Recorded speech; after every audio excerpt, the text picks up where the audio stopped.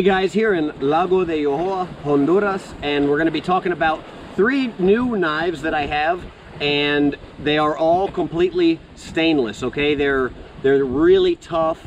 They vary from very expensive to very affordable. Okay, and directly following this brief introduction, I'm going to get into each one of those one at a time. So it'll be either one of those that you see coming right after this, and what I'm going to get into first is the EDC Throwaway. Okay, the EDC Throwaway is absolutely just an unbelievable deal. It's a real game changer. Okay, it's $30. This whole system right here is $30. What you see here, you really can't beat this system. It's handmade sheath. Okay, stainless steel chain. Guys, you're not going to get a handmade sheath with this high quality Kydex for less than $45 anywhere. You're not going to get a chain for less than $20 anywhere. This chain probably less than $40 of a solid stainless steel high quality men's fashion types chain like this. Okay, the knife itself is just really unbelievable. I've been out here on the lake using it.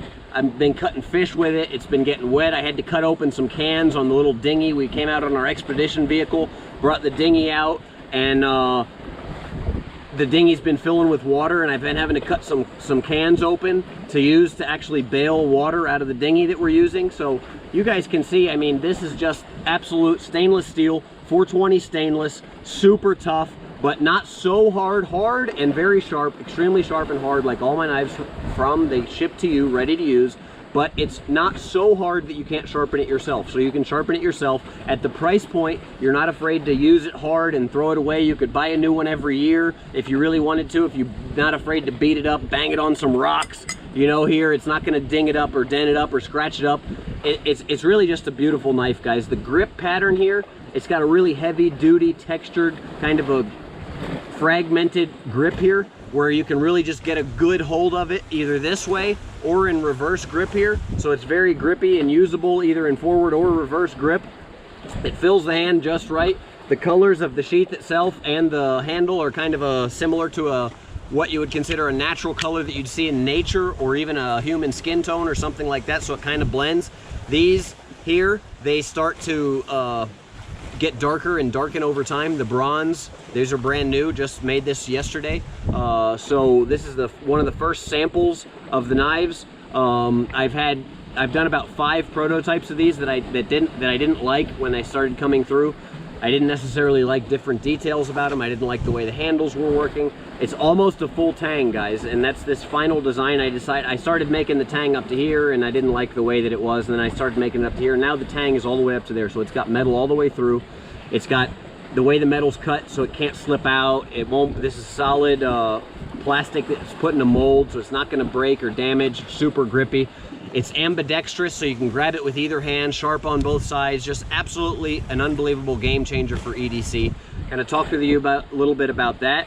This is our basically our introduction into the knife production. Not handmade, not custom. It is hand finished and hand ground at the very final phase, but it's mostly production made. So that's kind of this is our entry into production level affordable knives, and it just killed everything out there on the market as far as an affordable everyday carry, either tool or weapon. That's an edged weapon, knife or blade. You can't beat it. The Bone Tactical EDC Throwaway. And the other option that's the real low-end production affordable knife that I've also been using a little bit out here is the NPE Ghost knife. Okay, and this is really the knife that is for non-permissive environments. There's no metal in it. It's untraceable and nearly undetectable. You guys can see this in other videos, the NPE Ghost knife, but I wanted to throw it in real quick into the mix because honestly, guys, it's a knife also that is not going to be damaged by any kind of elements. It's not going to rust. It's not going to, you know, get oxidation or any kind of, you know, bad looking changing colors or negatively affected by the environment. So you could stash it in a boat out here on the water, and you know, 2 years later the knife is going to be the same. It's going to look the same. It's going to function the same. So even though it's designed and built for non-permissive environments, guys, it works great as just a stashed, you know, knife that you have somewhere. Keep it on your boat, anything like that. Guaranteed never to rust. And the third knife that I wanted to talk with you guys about is really, it's an EDC Kank, but it's a version of the EDC Kank that we're going to be coming out with, and you can see this one's soaking wet right now.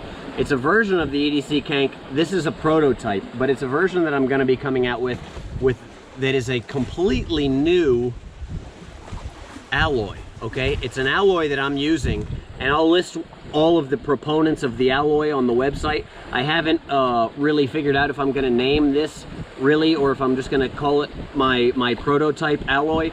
But it's just, as you can see, it's just a beautiful knife. Be on the lookout for these in the future. This one is mine personally, but I'm just testing and prototyping. I've been testing and prototyping this one for a while, but I wanted to let you guys know it's done. It's final. Our alloy is ready. Our blanks are cut, and I'm going to put these into production. What they're going to look like when they go into production, they're going to have a single side grind, very similar to this one. It's going to have a tongue carb along here, just like this one does. Edge on one side. On the other side, it's going to have a grind. The handles are not going to be epoxy handles like this one are.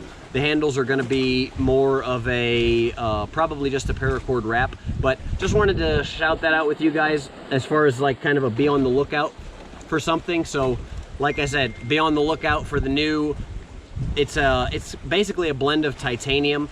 If you guys have heard of SM100, it has all of the properties that SM100 claims to have, but seems to be not able to be reproduced in a scientific or in a testing environment. SM100 has been recently being called out for kind of being a scam and a sham, and I'm not saying whether it is or it isn't, but people are not getting repeatable results as to what the knife makers that are using it are saying happens with it. And I'm coming out with an alloy that is a hardenable titanium alloy that is just really nasty, and it does everything that people will tell you SM100 will do. If you've heard of SM100, it's non-magnetic, it's very light, it can also be hard, holds an edge well, especially with the tongue carb. So lots of low coefficient